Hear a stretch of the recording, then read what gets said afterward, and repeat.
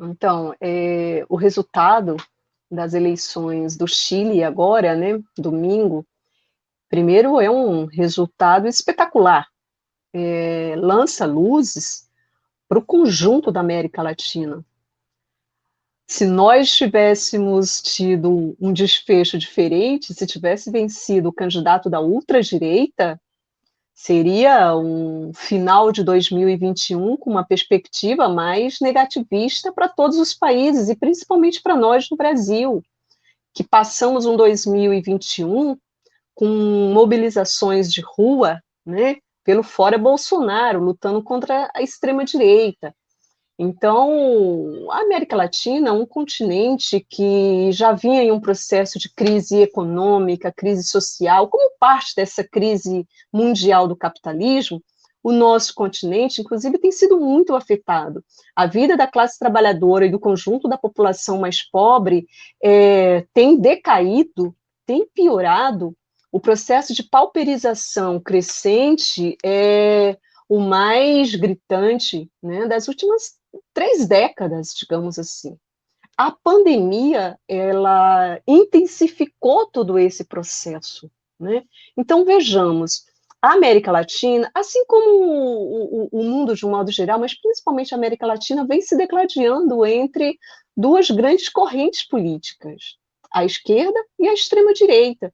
No último, no último período aí, posterior aos governos chamados, né, considerados progressistas, o que ascendeu ao poder, né?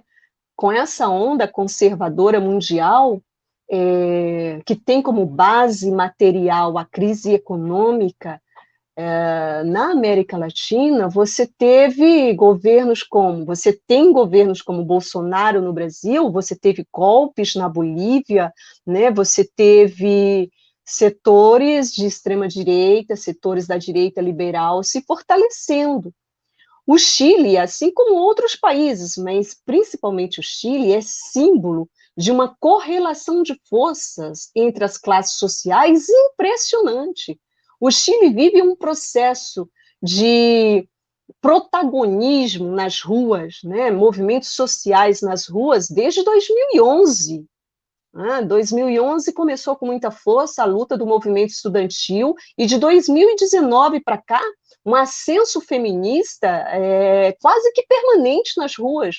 Então, esse processo, né, o Pinheira ele está aí, já é seu segundo mandato, né, então essa direita dirige o Chile já tem algum tempo, mas nos últimos 16 anos, a luta política era revezada entre o PS e o partido da direita, né, o partido mais da direita tradicional, o partido da democracia cristã. O que aconteceu agora? Esse último ascenso chileno, pela profundidade, pela importância desse processo, o que teve como desdobramento, como saldo político? Ora, uma nova geração política que foi protagonista nas ruas, ela teve vitórias políticas no campo parlamentar excepcional.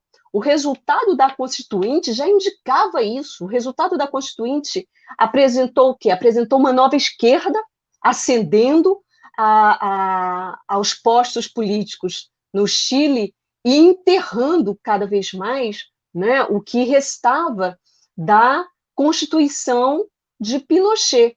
Mas não só isso, era uma sinalização de que há toda uma geração no Chile disposta a construir uma nova esquerda. Veja bem, a vitória de Gabriel Boric sobre o Kast não é apenas que a esquerda, ou a esquerda radical, como alguns consideram, né? Mas a esquerda venceu no Chile. Não se trata disso. A coalizão que levou à vitória de Boric é formada pelo Partido Comunista, uma esquerda tradicional, a velha esquerda, digamos assim, no Chile, mas principalmente a Frente Ampla. O gás político, né, a geração que chegou, digamos assim, que foi a novidade nesse processo, foi na Constituinte e agora nesse processo, é uma nova esquerda. E quem é essa nova esquerda? Quem é essa frente ampla no Chile? Primeiro, é uma frente que organiza, que reúne várias organizações de esquerda que surgiram no último período no Chile a partir dos movimentos das ruas. Então, assim, o próprio Boric, por exemplo, ele, em 2011, lidera mobilizações estudantis, depois dirige a Federação Estudantil no Chile, né?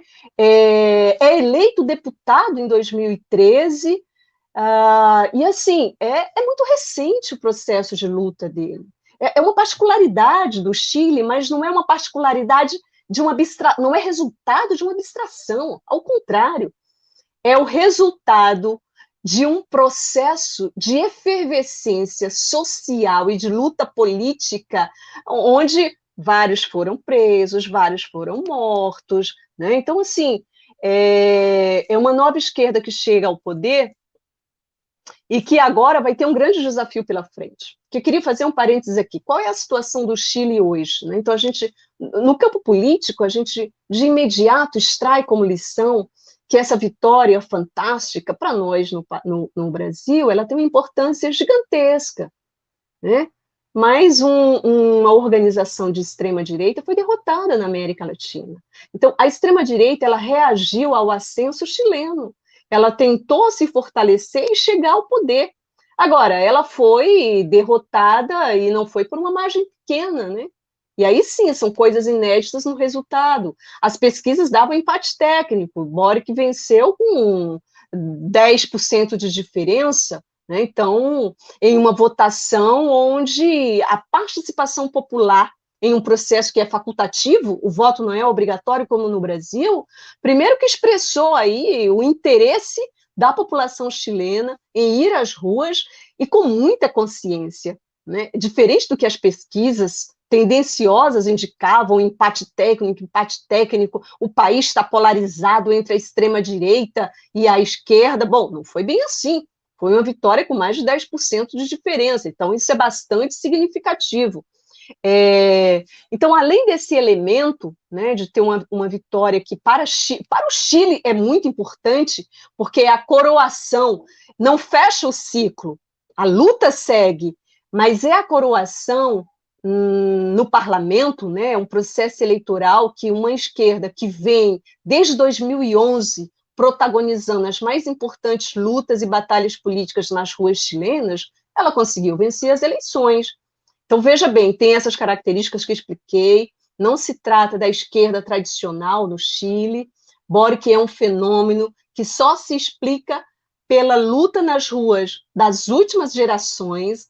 O cara tem 35 anos, é um fenômeno. Não ocorreu outro presidente no Chile com essa idade, com uma trajetória né, assim, tão rápida, né? Agora, não é uma trajetória de gabinete, não é que o cara se elegeu deputado em 2013 e começou a carreira política. Não, tem uma base social, né? Tem luta nas ruas, tem uma luta do movimento estudantil, que é de onde ele surge. Então, essa era a primeira coisa que eu queria destacar. A segunda coisa que acho que é muito importante que a gente resgate é a situação econômica, né? O que há uma base material para essa correlação de forças no Chile, onde a extrema esquerda, a extrema direita reagiu ao crescimento da esquerda, dos movimentos sociais, da luta nas ruas, né? Então, qual é a situação econômica? E olha que o Chile não tem, nem se compara com a situação do Brasil, né? O Brasil está em uma situação econômica bem pior. Nossa situação aqui, a América Latina de conjunto sofreu muito já vinha sofrendo e sofreu muito com a pandemia, certo? Perspectiva de PIB para 2022, por exemplo, na América Latina, é de um crescimento de 2,9%. 2021, um crescimento de 6,3%, abaixo do que era a perspectiva colocada, projetada pelo FMI e tudo mais. Por que estou falando disso?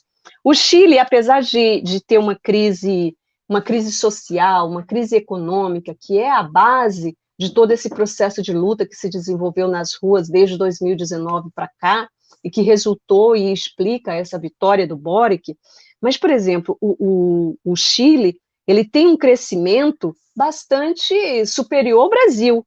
Só para a gente ter uma ideia do que eu estou falando. O Brasil, PIB esse ano, né, a perspectiva é fechar 4%. Perspectiva para 2023, Perspectiva para 2023, 2022, Brasil é 2,3%. O Chile cresce 2021 acima do patamar do Brasil, e a perspectiva para 2022 é a mesma coisa, né? Bastante superior. Chile, 2021, 8%. O crescimento esperado para o Chile esse ano é que o PIB feche em 8%. 2022, 3,2%. Então, são índices econômicos bastante diferentes que o Brasil, por exemplo. Agora, a crise social. Um país que tinha um nível de vida, uma qualidade de vida antes da pandemia, antes da crise econômica bater com muita força, considerado razoável, você tem hoje grande parte da população numa crise enorme pelo problema da previdência, que é privada, né? As AFPs no Chile, você tem essa nova geração em crise, porque educação privada no Chile, a luta é pela educação pública. Inclusive, quais são as duas bandeiras principais do Boric? Ele teve um programa muito interessante, não às privatizações, né, rever o tema da dívida externa, que cresceu muito recentemente no Chile nos últimos 2 anos, mas as bandeiras centrais do Boric, que inclusive fez com que alentasse, né, com que animasse, com que empolgasse, com que trouxesse a esperança de volta, não a esperança de volta, mas gerasse uma grande esperança para esse processo, as duas bandeiras centrais eram o tema das AFPs, criar um patamar mínimo, né, uma espécie de aposentadoria mínima para a população chilena e educação pública. Essas foram as duas bandeiras centrais de campanha do Boric. Então, assim, acho que há várias coisas que os analistas políticos extraem desse processo. E não me parece que a nossa intenção aqui seja, e nem teríamos condições de abarcar, de dar conta de todos esses fatores. Quais são os fatores fundamentais? A vitória da esquerda no Chile tem limitações? Sim. É uma esquerda ainda se propondo a um diálogo nacional para conseguir governar. Não sabemos exatamente qual vai ser a relação entre esse governo, a sua composição, e os parlamentares da Constituinte. Então, há vários. O programa é um programa de rever medidas neoliberais, né, mas não avança muito no que diz respeito a ser um programa anticapitalista, né? Então, assim, tem limitações? Tem limitações, mas é um processo, inclusive, superior ao que é a esquerda brasileira hoje, porque é um processo que surgiu das ruas, um processo que está embalado por um ascenso fenomenal. Então, não é apenas um líder da esquerda que venceu as eleições. Tem movimentos sociais fortíssimos, com história de luta nas ruas, por trás do Boric. Né? A Frente Ampla é resultado disso. Então, assim, para o próprio Chile, é uma vitória, repito, extraordinária, que faz com que a situação política no Chile, né, muitos analistas, setores de esquerda, eu particularmente, por exemplo, acho que o Chile vive uma situação pré-revolucionária desde 2019. É um processo de luta, não significa que a direita não tenha força, não significa que a classe dominante não tenha reagido. Inclusive, né, articulou aí de 7 candidaturas, várias eram entre direita, setor liberal, extrema-direita. A extrema-direita chega ao segundo turno. Então, assim, mas isso como o quê? Como reação de um ascenso fenomenal, que já dura mais de 3 anos. Né? Então, primeira coisa, a vitória significa que para o Chile é algo importantíssimo. Mantém a situação política no campo pré-revolucionário, digamos assim, ou pode até aprofundar, porque o governo do Boric, ele abre perspectiva de setores dos movimentos sociais que estão nas ruas há 3 anos permanecerem nas ruas. Vai ser um governo que vai procurar conter os movimentos sociais, vai conseguir essa tarefa, vai cumprir o papel de conter os movimentos sociais, ou vai ser um governo no qual os movimentos sociais, que inclusive é o que projetaram, né? Esses movimentos projetaram Boric, esses movimentos vão seguir nas ruas pressionando o governo, exigindo que cumpra as duas medidas centrais que ele defendeu em seu programa. Então, assim, venceu-se uma etapa, fechou-se um ciclo da luta, mas segue aberto. Agora, é importante porque se tivesse vencido a extrema-direita, certamente se abriria uma outra correlação de forças, né? Fecharia esse processo vivido nas ruas há 3 anos e abriria um processo desfavorável para a esquerda chilena, para a classe trabalhadora, para os movimentos sociais. Isso se fosse a vitória da extrema-direita. O que aconteceu? Se manteve a esquerda nesse processo, né? Então, pode ser que o processo se intensifique, pode ser que eu digo processo de luta permanente, né, nas ruas, esse processo pré-revolucionário, digamos assim, pode ser que isso se intensifique, pode ser que isso seja freado pelo governo. Bom, agora é ver o que ocorre a partir de março, né, que é a posse do governo, vamos ver a composição do governo, enfim, seu gabinete, né. E a outra coisa é para o conjunto da América Latina, e encerro com isso, para o conjunto da América Latina, uma vitória que, mais uma vez, uma derrota não só da direita liberal, mas uma derrota da extrema-direita.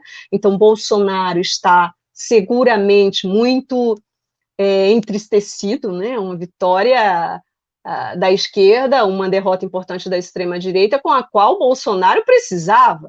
O governo brasileiro não vive um dos seus melhores momentos. Ter uma vitória da extrema-direita seria um alento para Bolsonaro, para sua perspectiva de 2022. Ocorreu o oposto. Então, agora, a extrema-direita está mais enfraquecida, está morta. Deixará de existir? Não, nada disso. Mas está em situação mais difícil, mais desfavorável para o projeto que tinha a extrema-direita. Qual era o projeto embalado por Trump e Bolsonaro para a América Latina? Era construir uma federação, né, da extrema-direita, uma federação com características fascistas para governos e países da América Latina. Esse era o projeto. Tentaram isso na Bolívia com um golpe, tentaram isso no Peru, reacendendo o fujimorismo, né? Tentaram isso no Equador, e agora no Chile, e sofreram uma derrota. Então, assim, muito importante o resultado das eleições chilenas.